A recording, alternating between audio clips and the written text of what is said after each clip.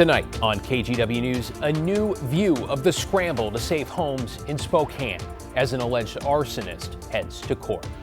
Plus, we have been close before, but yeah, this is about the closest it's come. A Mount Hood ski resort preparing for the worst as the winds shift direction with thousands more under evacuation. Then it's election night in the Northwest with a battle to represent Washington's 3rd congressional district now all lined up. And later, our jobs get more difficult every day because systems break down. What some longtime employees at the Moda Center think about a deal in the works to upgrade their workplace and their livelihoods. A very good evening, everyone. David Molko with you on this Tuesday. We have a lot of news to get to, including some key results still coming in Washington's top 2 primary. But first things first, the 1-2 punch of smoky skies and heat that have settled in across the Portland metro and beyond, because no matter how you hash it, much of the Northwest has some of the worst air quality in the world, which makes stepping outside in spots feel like walking into a toxic soup. Let's go right to live team coverage. Catherine Cook tracking a wildfire threatening areas around Mount Hood. But first, to meteorologist Joe Ranieri and our ongoing KGW weather impact alert. Joe, just looking for some kind of relief, right? Relief will come in the next couple of days, not until basically Friday, and you described this beautifully. It's a toxic soup out there. Now, we told you it was going to get worse before it gets any better, and this is basically the worst of it. Looking at the air quality, we're looking at some reds and some oranges. It's basically unhealthy across the Pacific Northwest. Air quality advisories are in place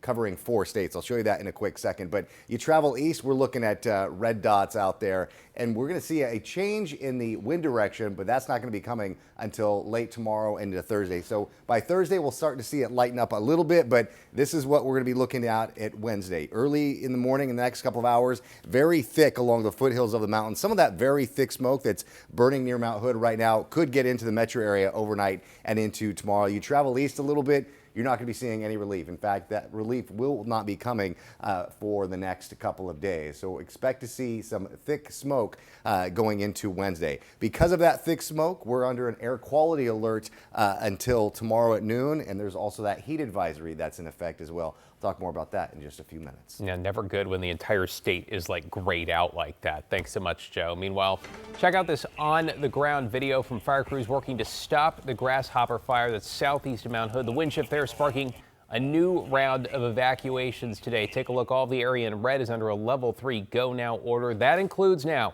Mount Hood Meadows. The surrounding yellow, it's level 2, gets set. The green areas, they include both Timberline and Government Camp, now under a level 1 be ready. Catherine Cook monitoring the latest in how Meadows is dealing with that evacuation order. Catherine? And David, besides the ski resort, about 4,000 people got evacuation notices today. They're now hoping crews can hold the fire back against wind that's trying to push it to the west. And today, the general manager of Mount Hood Meadows told us this is the closest a wildfire has ever come to reaching them. They closed today and told staff to stay home. A small team spent the day moving things around to be ready to combat flames should they get close. They've got sprinklers spraying water on buildings, and get this, snow machines are pointing at propane tanks just in case. It's scary, right? Anytime you see with the damaging impacts of wildfires and some of the other areas, it's happened in the ski business before.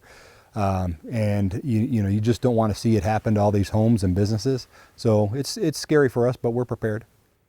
Fire officials are hoping Highway 35 creates a good buffer to keep the fire from reaching Meadows. At last check, it was about 6 miles away. So far, the Grasshopper fire has burned 34,000 acres. Crews have the fire 19% contained, mostly on its southern and eastern edges. David. Yeah, touch and go in the Cascades. Thanks, Catherine. You know, with resources stretched so thin and a growing need, we've activated our Northwest Response Fund. You can donate by scanning this QR code, and your donations go directly to the Red Cross to help those impacted in eastern Washington and throughout Oregon. If you want to donate in person, we've got you covered.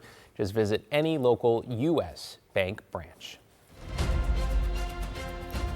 Well, here we go to election night in Washington with a race for the 3rd congressional district, among the most closely watched in the country. It looks like incumbent Marie Gluesenkamp Perez, a Democrat, and State Senator John Braun, a Republican, will be the two to face off in November. The Associated Press calling this race within just minutes of the first results. Remember, the top two candidates in this primary, regardless of party, move on to the general. Alma McCarty live at Gluesenkamp Perez election night headquarters in Vancouver. I mean, Alma, this happened fast, and now it's on to November. Yeah, that's right, David. Congresswoman Marie Gluesenkamp Perez at her party that was just a block or so away from where I'm standing right now, she came out swinging, calling her opponent a sellout for his Trump endorsement. She said, well, she's not beholden to anyone in D.C., rather to the people of this deeply purple 3rd Congressional District. When we spoke with her this evening, she emphasized once again that she is focused on issues that aren't partisan but practical. Gluesenkamp Perez saying that it is rare for someone like her to make it into any public office, much less the U.S. House of Representatives. She hopes to get a win in November and represent ordinary, hard-working Washingtonians once again. You know, the margins they're tight. They're tight, but we are really encouraged to see how many people we've been able to bring on board. You know, obviously, like, I come into this race with humility and curiosity about how we can build an even bigger team, because that's the task ahead. How do we serve everyone in this district with so many diverse interests and values? State Senator John Braun, who will face her in November, had a watch party over in Lewis County. He has represented that county in the state Senate since 2013. He's told KGW that while he values President Trump's endorsement, Washington's 3rd is an independent district, and he's running based on the needs of folks here. We're coming from virtually zero name ID, and yet, 60% of the voters did not vote for the incumbent. I feel like we're in a very strong position. We got to go keep doing the work, getting to know voters, bring them the solutions that will make their lives better. I think we do that, we win in November. And of course, we will be watching this race closely as well as we gear up for the general election in November. Live in downtown Vancouver, Alma McCarty, KGW News. Just 3 months away, 3 short months or 3 long months, depending on how you look at it. Thanks so much, Alma. Let's take you to Central Washington, Congressional District 4. It spans from Columbia to the Canadian border. The AP calling this one for Republican and Yakima County Commissioner Amanda McKinney, who is endorsed by President Trump. She'll face the sole Democrat on the ballot, John Dureski, an Air Force veteran and retired civil servant, in November, according to the AP. This is the seat currently held by Congressman Dan Newhouse, who is retiring. Newhouse, one of the last remaining House Republicans who voted to impeach President Trump during his first term. All right, back to Clark County now. It looks like voters are supporting a bond measure to build a new fire station in Amboy. The yes votes well out front. This is noteworthy because it represents an increase in taxes for a $650,000 home. That's about $300 a year. Again, an increase. And it looks like voters in East County are well on track to say yes to continue paying a tax levy for emergency medical services. Yes is in the lead there with about 68%. Proc 6 keeps taxes at the current level. Again, not an increase on this one, and would last for the next 6 years. Stay with KGW. As results from Washington's top 2 primary continue to come in, we're tracking all the key races, including Clark County Commissioner seats and auditor, right now at KGW.com. We'll have more bright and early on KGW News at sunrise. Well, in an update, a petition to hire more Portland police officers with money from the Portland Clean Energy Fund that's currently meant for climate-related projects will not be on the November ballot. The city elections office announced this afternoon it did not record enough valid signatures. It needed more than 40,000 and came up short by around 6,000. The 2 main reasons: 1, some signers were not registered voters or did not live in Portland, and 2, some people also signed 2 or more times. The police union president criticizing the process, saying they plan to file legal action to demand transparency. You know what? Speaking of November, the candidates for Oregon governor are already in full campaign mode. Democratic Governor Tina Kotek has released her first video ad.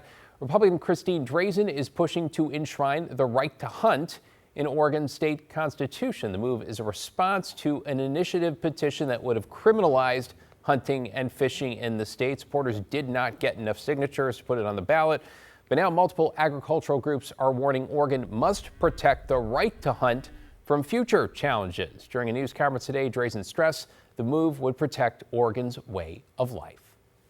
Affordability is not a Republican or a Democrat issue, it's an all of us issue.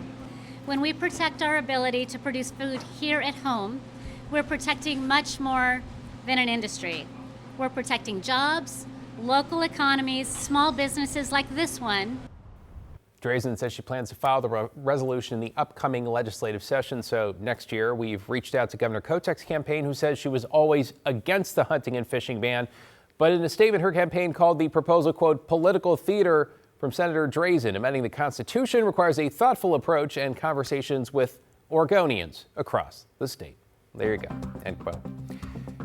To get you caught up on tonight's other headlines now, detectives are investigating after a body was found inside a burning car on Sauvie Island. Firefighters were called to put out the fire around 1:30 this afternoon along Northwest Lucy Rita Road. That's when they discovered the body inside. The Multnomah County Sheriff's Office and medical examiner are trying to figure out exactly what happened. To South Portland, where a man was found dead inside a crashed vehicle this morning right next to the ICE facility. Investigators say it appears someone shot him in the car at South Macadam and Bancroft. The shooter took off. Police say it appears there is no connection to the ICE building itself. No word yet on any arrests. And a Yamhill County photographer already serving time for violently and sexually abusing women and girls has been sentenced to another 40 years in prison. In this latest federal case, Robert Kester was found guilty of documenting that abuse. Prosecutors say he's connected with girls as young as 15 and lured them in by promising them a career in the fashion industry. The children would then stay at his home to participate in photo shoots, during which he abused them. He's already serving time after convictions in both Oregon and California that will run concurrently with his federal sentence.